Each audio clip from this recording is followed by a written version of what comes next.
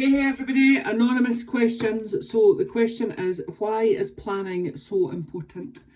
I see you plan quite a lot. Is it helpful and can you break it down for me? So yes, planning is important, right? So this is what I used to do. When I had a proper job, I used to intentionally stay late so that in my head, obviously the shops are open 24 hours, right? So this didn't actually really matter. But in my head, I didn't have time to go shopping. So that was me justified going to the takeaway shop. All right. So that's what I used to do years ago. All right. So planning does two things. All right. First of all, it actually frees up brain space and saves you scrambling about the kitchen looking for shit to eat and looking, because let's face it, right? It will be shit. Saves you going to the takeaway shop. All right. So it does free up brain space. The second thing it does is you're actually setting your intention as to what you're going to eat, right? So scientific evidence, and not even to do with fat loss, right? To do with any goal, is that if you write it down, you're more inclined to work on it and you're more inclined to stick to it, all right? So some top tips for planning. Plan your menu roughly for the week, right? Now, you can be really all over it and plan every single meal and every single snack, right? If that works for you, but you need to try and find out what works for you, all right? Literally takes 15 minutes. So get yourself in front of the cupboards, get yourself in front of the freezer, decide if you're eating the stuff out of the cupboards and the freezer, and if not, decide what you are going to eat and go to the shops and get the stuff, all right? So 15 minutes for the planning, an hour for your shopping, there and back, all right? Or get a delivery or whatever. Just make your life as easy as you can, all right? The second thing you can do is you can just plan roughly. So I pretty much eat the same two things for my breakfast. It's either eggs chopped up in a cup with butter and toast, or it's baked oats, right? So if I make sure that I've got oats, yogurt, honey, protein powder, eggs, butter and bread in the house, right? I'm not going to starve at breakfast time.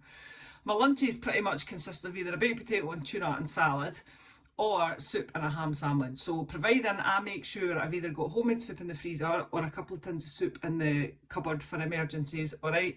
I've got bread, I've got ham, I've got mayonnaise, I've got mustard, baked tatties if I'm having baked tatties, and tins of tuna and mayonnaise, right? I'm pretty much sorted. Yes, I might need to nip to the shop during the week to get some salad or some veg, all right? But I'm not going to starve and I'm not going to eat shit. Dinners are slightly different. To be fair, Monday to Friday we pretty much live on air fryer chicken done in some kind of rub and a wrap and some salad or some veg, alright? I went wild last night and made chicken and chorizo pasta, so that'll do us for 3 nights. So I made enough to do Wednesday, Thursday, Friday, alright? Don't need to think about food for the next 3 days, so I'm absolutely sorted, alright? Planning is king.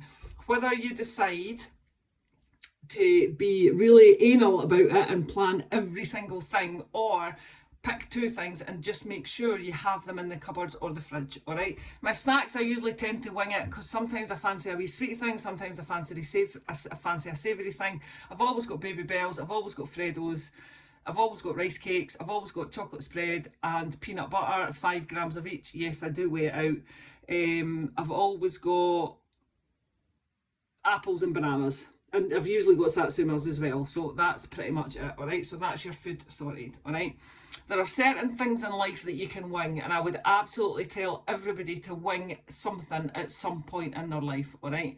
But you can't wing fat loss. And also, if you pick 2 meals and make sure you have all that stuff, right? Maybe you're going to get invited out for your lunch, right? And I don't want you ever to be in the situation that you're going to say, no, I can't come for my lunch because I don't have the calories, right? That's pish.